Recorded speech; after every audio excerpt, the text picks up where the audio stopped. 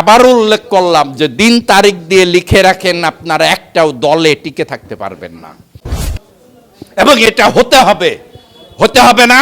বিশ্বাস করি, আমি দৌলতপুর বিএনপির একজন প্রতিনিধি হিসাবে আপনাদেরকে বলছি, যারা নিজেদেরকে এই 5ই আগস্টের পরে দেশের মানুষের যে আকাঙ্ক্ষা, সেই আকাঙ্ক্ষার সাথে যারা তাল মিলাতে পারবেন না, যারা এখনো বুঝতে পারছেন না, বুঝার চেষ্টা করেন আগামীর বাংলাদেশ, কাল বিএনপি ক্ষমতায় আসবে ইনশাল্লাহ আপনাদের সহযোগিতায়, তারেক রহমান দেশের প্রধানমন্ত্রী হবেন, তখন থাবড়ায়ও কোনো লাভ হবে না।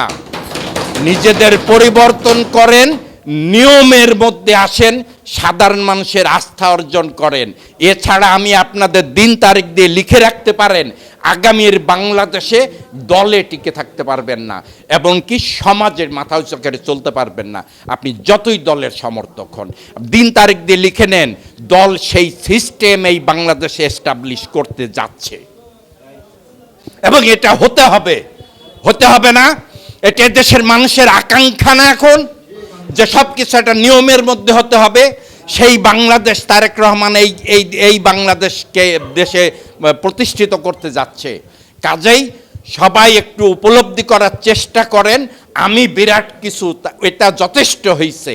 এইবার আমি ওই সাধারণ মানুষের কাছের জন, সাধারণ মানুষের সেই আস্থা বিএনপির নেতাদের উপর তৈরি হতে হবে, যে ওনার কাছে গেলে আমি বিচারটা পাবো। ওনার কাছে গেলে ওই আমার সমস্যা ওনার ফুফাতো ভাইয়ের সাথে, উনি ফুফাতো ভাইয়ের হয়ে আমার বিচার করে দিবে, এইটা না।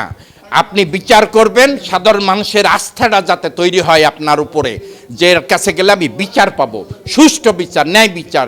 সেটা ওই সে যার সাথে আমার ঝামেলা, সে নেতার আত্মীয় না বন্ধু, ওইটা কোনো বিষয় হবে না। ওইটা কি বিষয় হওয়া উচিত? বিচারকের হওয়া উচিত না। কাজেই সেই তাতেই দেখবেন যে আর কিচ্ছু লাগবে না, সাধারণ মানুষের আস্থা তৈরি হবে আপনার উপরে, সাধারণ মানুষের আস্থা তৈরি হবে দলের উপরে, এবং সাধারণ মানুষ যদি আপনার সাথে থাকে, আপনার সব শক্তি আছে। আপনি সাধারণ মানুষ যদি আপনার সাথে না থাকে, আপনি যত বড় কিছুই হন, আপনি আসলে জিরো।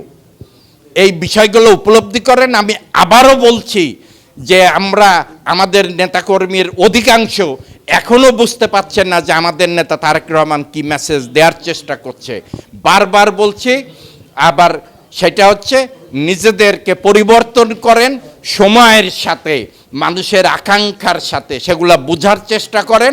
আমি আবারও বলছি, যারা নিজেদের পরিবর্তন করতে পারবেন না, ওই কাজেই দ্রুত নিজেদের পরিবর্তন করেন, মানুষের পাশে যান, মানুষের আস্থা অর্জন করেন।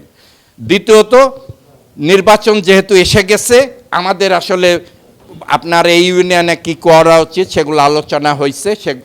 আমি আশা করি সেই কার্যক্রম দ্রুতই শুরু হবে, এবং আপনারা শীঘ্রই জানতে পারবেন।